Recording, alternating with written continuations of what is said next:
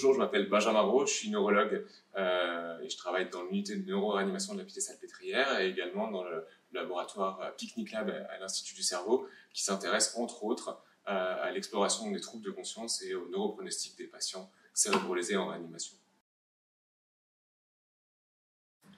Alors, ce projet s'appelle NeoStaff, c'est le staff du futur, en tout cas c'est comme ça qu'on espère qu'il va évoluer. On avait besoin d'un outil simple qui permet à la fois de visualiser la problématique, donc par exemple la présentation d'un cas clinique de manière synthétique, et d'avoir un premier tour d'opinion sur des questions très précises où chacun pourrait donner son avis avec une gradation de son niveau de confiance. À ce moment-là, commencer la discussion comme on le fait de manière traditionnelle. En fait, en médecine, quand on est face à des situations compliquées, on a la tradition et l'habitude de se mettre ensemble autour d'une table pour réfléchir à quelles sont les meilleures pistes diagnostiques, quelles sont les meilleures options thérapeutiques, quel est le pronostic du malade. Et il peut y avoir certains écueils à cette approche. Si on prend des cas un peu caricaturaux, si on imagine des gens un peu introvertis, timides, et que le chef d'unité ou la chef d'unité est là et prend la parole pour donner son avis en premier, par exemple, ça va pouvoir avoir tendance peut-être à inhiber l'émergence de certaines idées alternatives.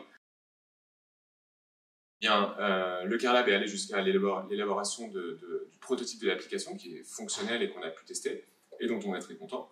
Et actuellement, cette application est en cours de transfert chez un industriel. Alors, cette expérience avec le CareLab était vraiment une super aventure pour plusieurs raisons. Déjà, on a plein de problèmes au quotidien à l'hôpital, mais en fait, ce qu'il faut savoir, c'est que les soignants ont plein d'idées en fait, pour résoudre les problèmes. C'est très difficile de passer de l'idée qui va permettre de résoudre mon problème au quotidien à la concrétisation de la solution. Et donc, c'est ce que propose le CareLab, et je pense que c'est vraiment une approche extrêmement valorisante. Le deuxième point important, c'est que, en tout cas pour ma part, ça m'a permis de découvrir le monde du design. Et il y a vraiment cette réflexion sur l'adaptation d'un outil avec l'humain et avec l'environnement dans lequel les deux vont interagir. Et ça, c'est quelque chose qu'on a, je pense, peut-être tous de manière intuitive, l'impression de connaître, faire en sorte que ça aille de soi et que ce soit simple. C'est tout l'objet du design et ça s'improvise pas.